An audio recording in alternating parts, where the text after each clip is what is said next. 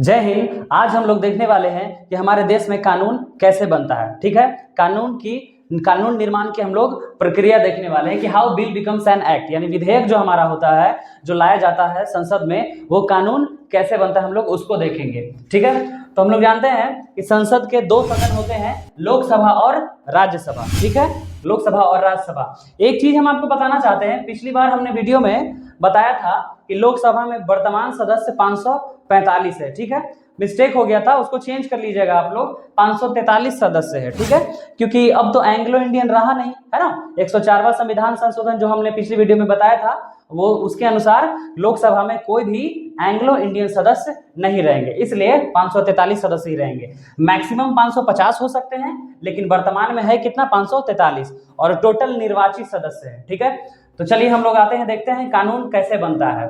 ठीक है, तो कानून कैसे बनता है, देखिए, लोकसभा या राज्यसभा का कोई भी विधेयक पहले क्या करेगा, कोई भी सदस्य क्या करेगा, लोग यानी लोकसभा का दोनों सदन में से कोई भी व्यक्ति, कोई भी सदस्य, ये या तो लोकसभा से हो या राज्यसभा से हो। भाई कानून कैसे बनता है, कोई आइडिया होगा, कुछ सोचेगा, कुछ विचार होगा, तब ना कि हाँ चलो कानून बनाते हैं। तो कानून बनाते कुछ विचार होगा ना कि किस टॉपिक पे, शिक्षा पे, रेलवे पे, बैंकिंग पे। तो जिस भी सदस्य को लगेगा कि इस विषय पे कानून बनना चाहिए, तो वो क्या करेगा, उसका पहले ड्राफ्टिंग करेगा। भाई जाके आप डायरेक्ट थोड़े ना कहिएगा कि हाँ हमने कानून बना लिया, ऐसा तो नहीं है। एक प्रोसेस है, प्रक्रिया है, एक व्यक्ति कानून नहीं बना सकता। हमारा देश लोकतंत्र है जिसमें सबकी हिस्सेदारी अनिवार्य है, जरूरी है। ठीक है, तो 543 व्यक्तियों में से जिसके पास भी कोई आइडिया आएगा, किसी चीज के बारे में कोई सोचेगा, तो वो क्या करेगा, पहले प्रस्ताव लाएगा, यानी कि उसको बोलते हैं ड्राफ्ट, कि भाई लिखो कि क्या करना है, उसमें कानून में कौन सा बदलाव लाना है। हो सके शिक्षा में बदलाव है, बैंकिंग में, सेना में, या कोई भी टॉपिक हो सकता है। ठीक है, तो पहले कोई भी सदस्य, या वो राज्यसभा का सदस्य भी हो सकता है, साधारण विधेयक है तो, या फिर लोकसभा का सदस्य भी हो सकता है। तो कोई एक सदस्य या ग्रुप ऑफ सदस्य जो होते हैं, वो क्या करेंगे, सबसे पहले प्रस्ताव लाएंगे, यानी ड्राफ्ट लाएंगे, पहले बनाएंगे कि हाँ भाई क्या क्या चर्चा है। और ड्राफ्ट लाने के बाद वो जैसे ही लोकसभा सदन में आएंगे तो फर्स्ट रीडिंग किया जाएगा। फर्स्ट रीडिंग यानी इंट्रोडक्शन टू द बिल। तो जैसे ही ड्राफ्ट होगा, और ड्राफ्ट के बारे में वो पूरा पढ़ करके बताएंगे कि वो क्या है। जब वो ड्राफ्ट लाते हैं और उसको पढ़ना शुरू करते हैं, तो उसका नाम हो जाता है बिल। ठीक है, यानी कि जैसे ही सदन में आया और उन्होंने बताया कि हाँ हमारे पास जो है कुछ ड्राफ्ट है, कुछ कानून है जो बनना चाहिए इस देश में। ठीक है, तो जब वो इंट्रोडक्शन करता है, तो उसका नाम क्या हो जाता है, बिल, यानी उसको हम विधेयक बोलते हैं। ठीक है, तो वो विधेयक हो जाता है। विधेयक पे अब दूसरा बार क्या होगा, अब चर्चा चलेगा विधेयक पे कि भाई चलो विधेयक लाया है, तो पहले तो वो खुद इंट्रोड्यूस करेगा, यानी जिसने लाया है, पूरा मसौदा लिख करके, ड्राफ्ट लिख करके लाया है कि क्या टॉपिक है, शिक्षा में कौन सा बदलाव है, या कोई भी टॉपिक हो सकता है, पूरा वो पढ़ के सबको बताएगा, सदन को, पूरे हाउस को बताएगा।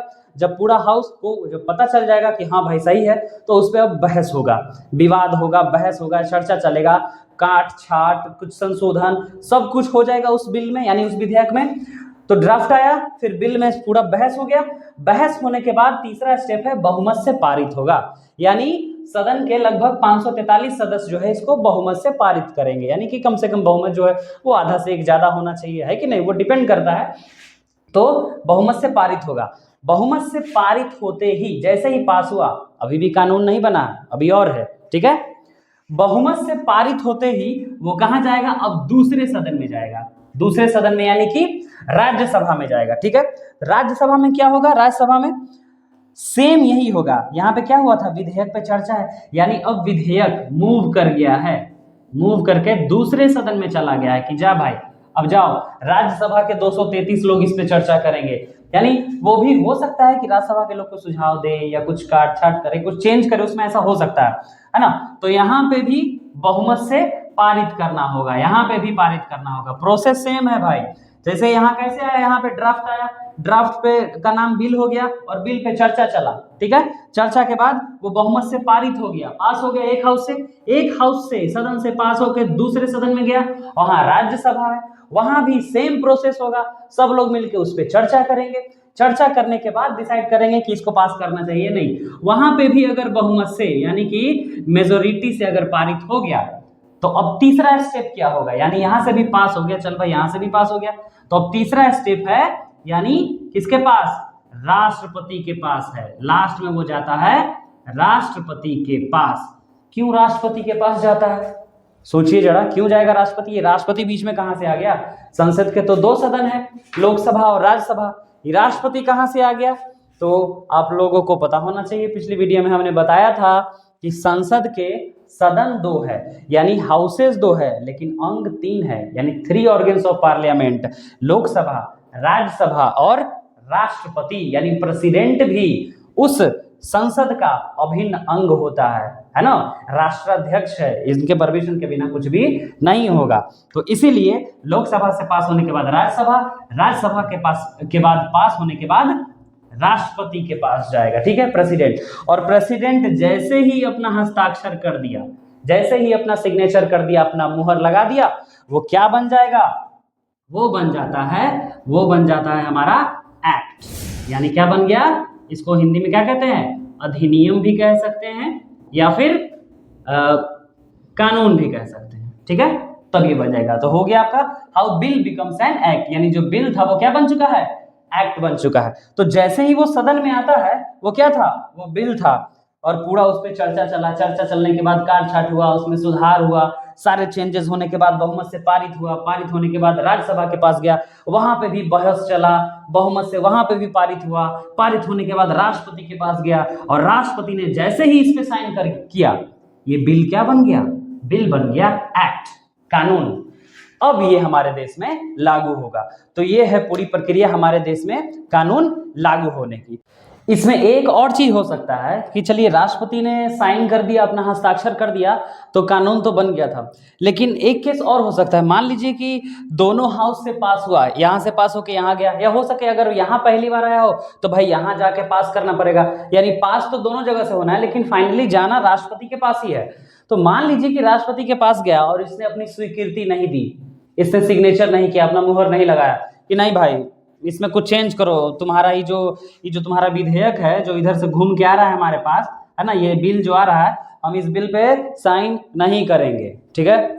तो उस केस में क्या हो सकता है? तो इस विधेयक को ये वापस लौटा सकता है फिर से, ठीक है, कि नहीं इसमें ना कुछ चेंज करो। हो सकता है कि वो कुछ विचार दे कि इसमें कुछ बदलाव करना है या कुछ करना है या जो भी होगा, ठीक है, यानी कारण देना होगा कि भाई आप काहे नहीं साइन कर रहे हैं, ठीक है। तो एक बार वो लौटा सकता है, लेकिन अगर दोबारा फिर से ये आ गया कि साइन कीजिए, अब नहीं लौटा सकता है। अब जो है राष्ट्रपति को साइन करना ही पड़ता है। इसीलिए हम लोग कहते हैं कि राष्ट्रपति president is the nominal head of our nation, ठीक है, नाम मात्र का प्रधान होता है। नाम मात्र का मतलब ये नहीं कि वो नाम के कोनो काम के, नहीं, ऐसा नहीं। नाम मात्र का मतलब होता है कि देश का सारा काम, जितना भी काम है वो राष्ट्रपति के नाम पे होगा, ठीक है, इसलिए इसको हम लोग नॉमिनल हेड कहते हैं। तो राष्ट्रपति क्या कर सकता है? विधेयक को, ये बिल को एक बार लौटा सकता है पुनर्विचार के लिए, लेकिन वो बिल जब वापस आ जाता है तब राष्ट्रपति के पास कोई चारा नहीं है, उसको साइन करना ही पड़ता है, अपनी स्वीकृति देनी ही पड़ती है। यानी कि अधिनियम तो बनेगा ही बनेगा, ये बेचारा चाह के भी कुछ नहीं कर सकते हैं, ठीक है। तब हम लोग मिलते हैं अगले वीडियो में, तब तक जय हिंद।